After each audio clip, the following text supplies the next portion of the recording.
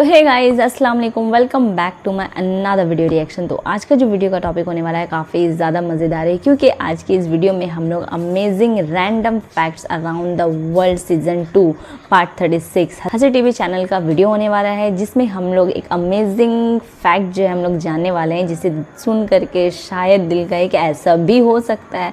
तो जी हाँ गाइस, ऐसा भी हो सकता है, क्योंकि हम लोग ऐसे फैक्ट्स जो है जानने वाले हैं।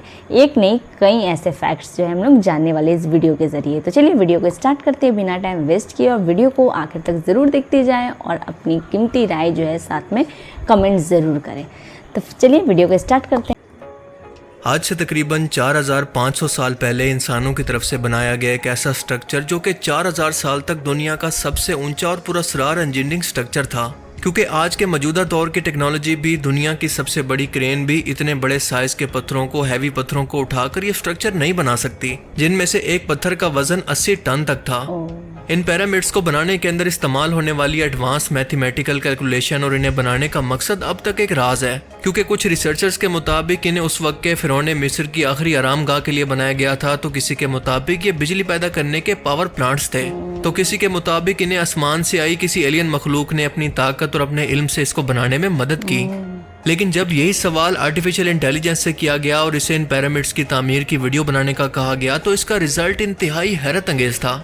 इसने एक ऐसी वीडियो बनाकर दी जिसमें देखा जा सकता है कि इंसानों के साथ कोई बहुत बड़ी इंसानों जैसी दिखने वाली जायंट मखलूक इन पत्थरों को उठाकर ट्रांसपोर्ट करने और इन्हें उठाकर इसे बनाने के अंदर मदद कर रही है, जो कि जाहिर है कि हकीकत नहीं है बल्कि सिर्फ इमेजिनेशन है, क्योंकि साइंटिस्ट की हालिया खोज के मुताबिक इस बात के वाज़े सबूत मौजूद हैं कि इन ब्लॉक्स को बेसिक टूल्स और ह्यूमन लेबर को इस्तेमाल करते हुए बनाया गया। किसी जायंट जैसी एलियन मखलूक का कोई सबूत या इसका कोई ढांचा अब तक डिस्कवर नहीं हुआ।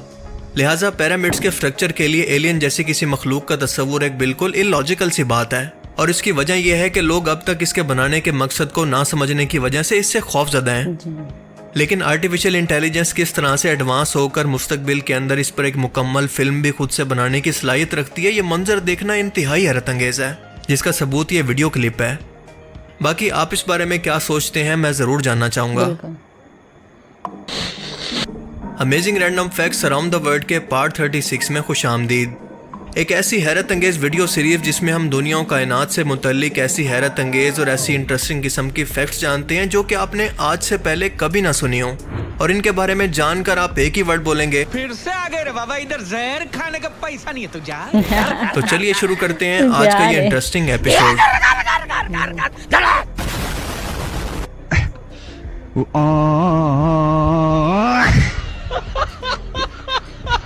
एलॉन मस्क की कंपनी स्पेस एक्स का फैल्कन 9 रॉकेट, जो कि सैटेलाइट, कार्गो और एस्ट्रोनॉट्स को स्पेस स्टेशन तक पहुंचाने के लिए इस्तेमाल होता है। ये रीयूजेबल रॉकेट है जिसके एक मिशन पर 50 से 70 मिलियन डॉलर का खर्चा आता है, जिसमें से सिर्फ 2 से 3 लाख डॉलर का खर्चा सिर्फ इसके फ्यूल का होता है। लेकिन क्या होगा कि अगर इस रॉकेट को इंसान स्पेस स्टेशन की बजाय खला के अंदर करोड़ों अरबों किलोमीटर दूर किसी सियारे तक लेकर जाएं और वहीं पर आबाद हो जाएं। इस फ्यूचर के मिशन के अंदर एक सबसे बड़ी रुकावट इतना ज़्यादा फ्यूल की गैर मौजूदगी भी है, क्योंकि इस कदर फ्यूल को स्टोर करना पॉसिबल ही नहीं है। लेकिन 1950 और 60 के अंदर कोल्ड वॉर के टाइम के अंदर अमेरिकन स्पेस साइंटिस्ट ने एक ऐसे मिशन पर काम किया था जिसका नाम है प्रोजेक्ट ओरियन, और इस रॉकेट के कॉन्सेप्ट के मुताबिक साइंटिस्ट ने एक ऐसा रॉकेट बनाना था जो कि बिना फ्यूल के छोटे से न्यूक्लियर धमाके को इस्तेमाल करके अपने आगे मौजूद थ्रस्टर से इस रॉकेट को अनलिमिटेड स्पेस ट्रेवल तक ले जाए, स्पेस में बिना किसी फ्यूल की ज़रूरत के, बिना किसी जगह पर रुके। Just imagine that. और ये कॉन्सेप्ट देखने के अंदर कुछ ऐसा लगता था जैसा कि आप इस एनिमेशन के अंदर देख सकते हैं। अगर ये कामयाब हो जाता तो इसकी रफ्तार मौजूदा रॉकेट से भी 30% ज़्यादा होती, यानी 30,000 किलोमीटर पर सेकंड तक। जी हाँ, पर सेकंड। अब जाहिर है कि इस प्रोजेक्ट को मुकम्मल करने के लिए न्यूक्लियर टेस्ट करना ज़रूरी थे, जो कि आलमी कानून के मुताबिक दुनिया का कोई भी मुल्क नहीं कर सकता। और दूसरा मसला था कि इसके असरात एस्ट्रोनॉट्स की सेहत को भी ख़राब कर सकते थे, और इसी वजह से इस प्रोजेक्ट पर दोबारा कभी काम नहीं किया गया। और इसीलिए ये अब तक एक थ्योरेटिकल कॉन्सेप्ट है जो कि शायद मुस्तकबिल के अंदर जाकर कभी सच भी हो जाए।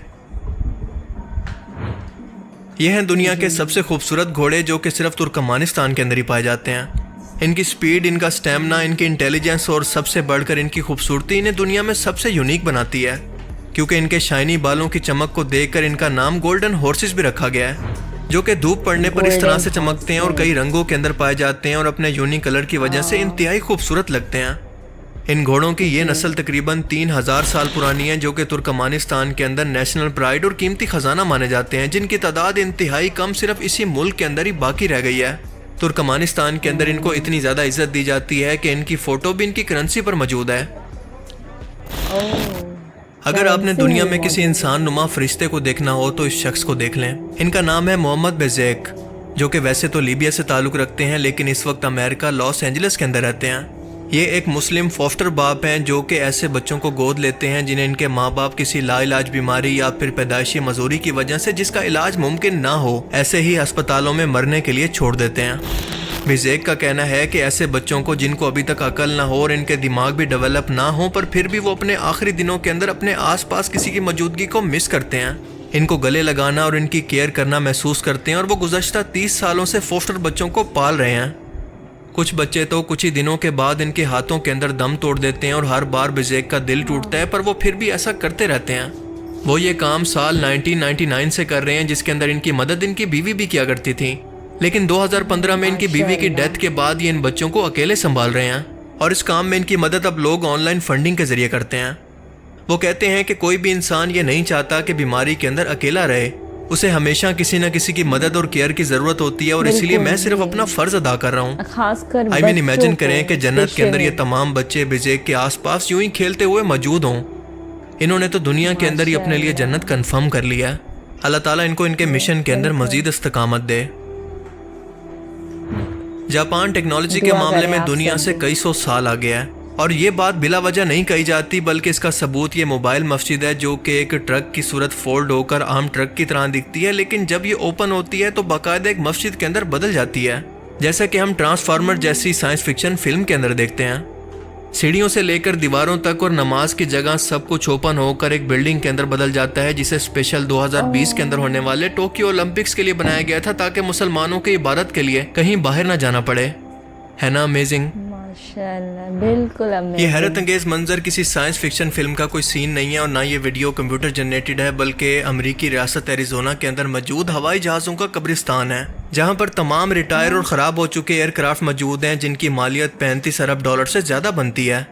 इन तमाम एयरक्राफ्ट्स को यहाँ पर सड़ने के लिए छोड़ देने की बजाय इनके पुर्जों को दोबारा निकाल कर नए एयरक्राफ्ट्स के अंदर इस्तेमाल किया जाता है और ये इंतहाई यूज़फुल हैं। इस वक्त यहाँ पर 3000 से ज़्यादा एयरक्राफ्ट मौजूद हैं और कुछ तो इतने पुराने हैं कि पहली जंग अजीम और दूसरी जंग अजीम के अंदर भी इस्तेमाल हो चुके हैं। ख़ास तौर पर एरिजोना डेजर्ट के अंदर इनको स्टोर करने का मकसद इस जगह का हार्श इन्वायरमेंट है जहाँ पर बारिश ना होने के बराबर है और इसके अलावा धूप और खुश्की इनको जंग लगने से बचाए रखती है।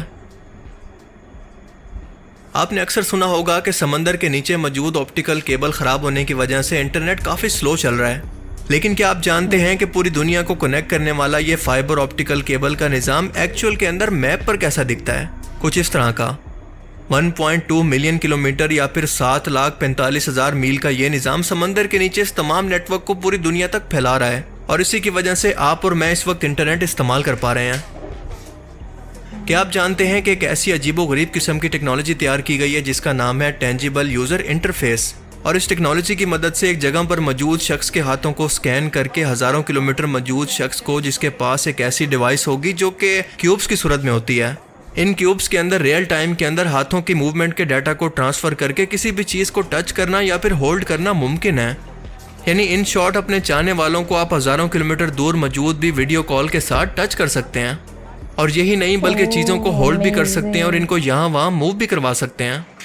आई मीन जो लोग ये कहते थे कि काश कमेंट सेक्शन के अंदर थप्पड़ मारने का ऑप्शन होता, तो ये टेक्नोलॉजी रियल टाइम के अंदर बन चुकी है, लेकिन आप इसको कहाँ पर इस्तेमाल करना चाहेंगे मुझे कमेंट सेक्शन के अंदर ज़रूर बताना। तो आज के amazing random facts around the world की सीरीज़ में सिर्फ इतना ही। आपको इनमें सबसे अमेजिंग फैक्ट्स कौन सी लगी और क्यों? अपनी कीमती राय का इजहार कमेंट सेक्शन में ज़रूर करें। Thanks for watching this video. अल्लाह हाफिज़। खत्म। Bye bye, tata, good bye.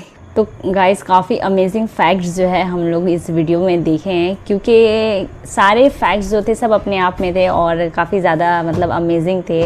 Amazing random facts थे, लेकिन जो पर्सनली मुझे पसंद आया वो 2 फैक्ट्स थे। पहली अगर मैं बात करूं तो सबसे ज़्यादा खूबसूरत जो था वो ट्रक का जो है मस्जिद में बदल जाना। ये चीज़ जो थी वो काफ़ी ज़्यादा खूबसूरत लग रही थी कि लोग अपने काम के साथ साथ अपनी इबादत को भी इम्पोर्टेंस दे रहे हैं और वक्त पर जो है अपनी इबादत भी जो है कंप्लीट कर रहे हैं। तो ये चीज़ जो है फर्स्ट ऑफ ऑल मुझे सबसे ज़्यादा बेहतर इस फैक्ट में से लगी एक चीज़। और दूसरी जो है, लोग 1000 किलोमीटर के डिस्टेंस में भी जो है लोग जो वीडियो कॉल करके एक दूसरे को देखा करते थे, अब वो जो है फील करेंगे, क्योंकि ऐसी एक टेक्नोलॉजी जो है सामने आ गई है। ये भी काफ़ी ज़्यादा अमेजिंग थी। और वो जो कमेंट वाली बात थी कि अगर लोगों का मन हो कि कमेंट में थप्पड़ मारे, तो वो भी चीज़ कई हद तक मुकर्रर हो चुकी है कि शायद ऐसी चीज़ जो है फ्यूचर में हमें नज़र आए। तो मैं अपने व्यूवर्स से पूछना चाहूँगी कि आप सबको इस अमेजिंग फैक्ट्स में से कौन सा फैक्ट्स काफ़ी ज़्यादा पसंद आया है, तो कमेंट करके ज़रूर बताएं इस random fact around the world के ऊपर। तो उस पर मेरा रिएक्शन भी कैसा आपको लगा तो कमेंट करके ज़रूर बताएं। और अगला वीडियो रिएक्शन मेरा किस टॉपिक पे हो उसके लिए भी ज़रूर कमेंट करें, क्योंकि आपके एक कमेंट का इंतज़ार मुझे बहुत रहता है, क्योंकि आप सबका एक एक कमेंट मुझे होप देती है आगे इस वीडियो को कंटिन्यू करने में। तो इसलिए मैं आप सबसे हर वीडियोज़ में रिक्वेस्ट करती हूँ कि आप जो है मेरे वीडियोस पर जो है कमेंट किया करें, ताकि मुझे आपके एक लाइक और एक कमेंट से होप मिलते रहे आगे इस वीडियो को कंटिन्यू करने में। तो बहरहाल कैसा लगा कमेंट करके ज़रूर बताएं। मैं फिर से रिपीट कर रही हूँ बात को, और फिर मिलते हैं एक नए वीडियो रिएक्शन में। तब तक लिए अल्लाह हाफ़िज़, दुआ में ज़रूर याद रखिएगा। Bye bye.